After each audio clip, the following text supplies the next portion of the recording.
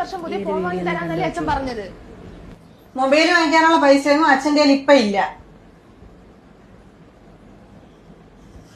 നമ്മളെ സ്കൂളിൽ പോകുമ്പോ അമ്മയ്ക്ക് അച്ഛന് പുറത്തു പോകാനും ഫുഡ് കഴിക്കാനൊക്കെ പൈസ ഉണ്ടല്ലോ. ഞാൻ എന്തെങ്കിലും പറയുമ്പോ മാത്രം പൈസ ഇല്ല. നമ്മൾ പുറത്ത് കറങ്ങാൻ പോണെന്ന് നിന്റെ അടുത്ത് ആരും പറഞ്ഞു? അപ്പുറത്തെ വീട്ടിൽ ഉഷ ചേച്ചി പറഞ്ഞല്ല എല്ലാ ആഴ്ചയിലും ഒരു ദിവസം നിങ്ങൾ കറങ്ങാൻ പോകുമെന്ന്.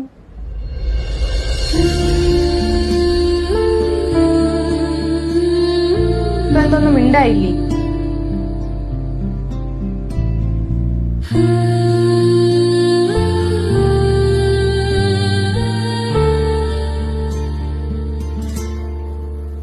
അച്ഛന്മാരായ പറഞ്ഞ വാക്കിന് വില വേണം. എന്റെ ക്ലാസ്സിൽ എല്ലാവർക്കും ഐഫോണൊക്കെയാ ഉള്ളത്. ഞാൻ മാത്രമാണ് ചത്ത ഫോൺ പിടിച്ചോണ്ട് പോണത്. എന്റെ വിധി, അല്ലാതെ എന്ത് പറയേ. നല്ലൊരു അച്ഛനെ കിട്ടാനും വേണം ഭാഗ്യം. നിങ്ങളെ കെട്ടി അങ്ങോട്ട് വരട്ടെ, ഞാൻ ചോദിക്കുന്നുണ്ട്. ചെയ്യാൻ പറ്റാത്ത കാര്യം എന്തിനു പറയുന്നു?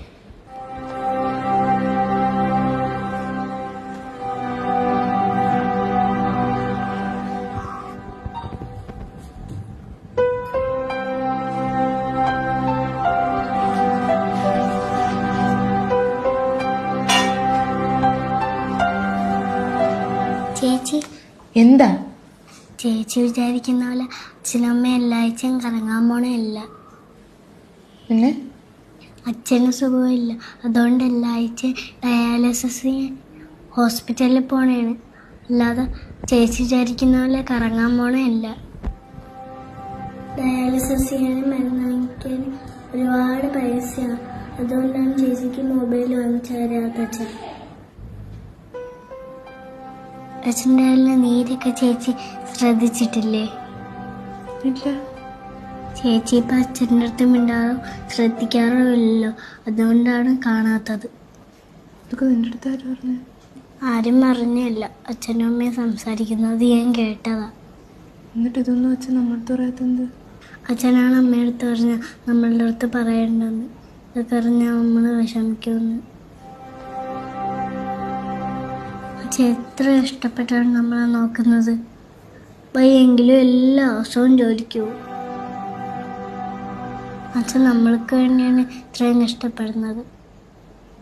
അച്ഛൻ എനിക്കൊന്നും വാങ്ങിച്ചു തരണ്ട, എന്നും എൻ്റെയോടൊപ്പം ഉണ്ടായാൽ മാത്രം മതി.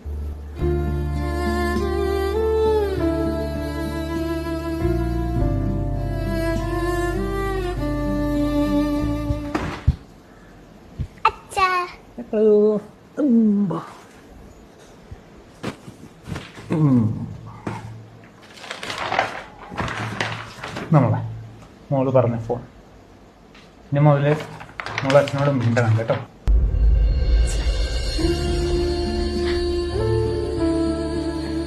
അച്ഛൻ